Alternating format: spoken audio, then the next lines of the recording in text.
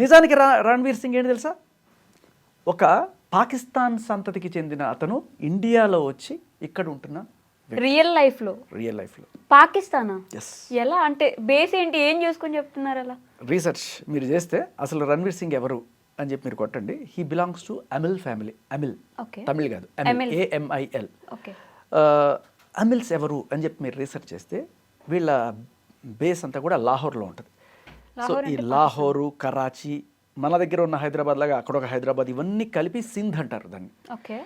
ఈరోజు మన జనగణమనలో సింధు ఏది పంజాబ్, సింధు, గుజరాత్, మరాఠా అంటాం, దాంట్లో సింధు ఇక్కడ లేదు అక్కడే ఉందని మనం గమనించాలి.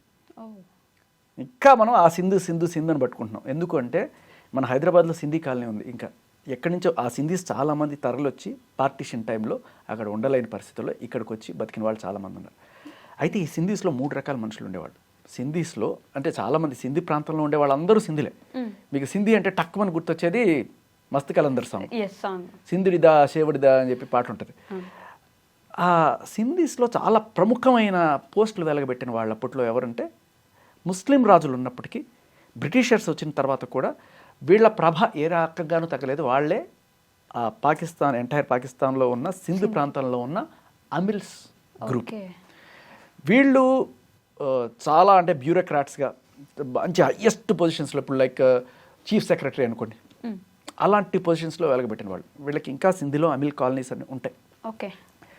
సో అటువంటి సంతతికి చెందిన వాళ్ళే మన LK అద్వానీ కావచ్చు, లేకపోతే రణ్వీర్ సింగ్ కావచ్చు, హిందూజా గ్రూప్ ఓనర్ కావచ్చు, ఇలా కొంతమంది ఆ సింధు ప్రాంతానికి చెందిన వాళ్ళు. లేదు, మనం రీసెర్చ్ చేయమంతే. బట్ వాజ్పేయి గారు, లేకపోతే LK అద్వానీ గారు, వీళ్ళందరి రూట్స్ కూడా ఒకప్పుడు పాకిస్తాన్లోనే ఉండే. పార్టీషన్ టైంలో ఏమైందంటే ఆ ఇది అయిపోయి బయటకు వచ్చేసారు. మీరు గమనిస్తే ఈ సినిమాలో Ranveer Singh he wants to go to Sindh. Karachi అనేది సింధులో చాలా ఇంపార్టెంట్ ప్రదేశం.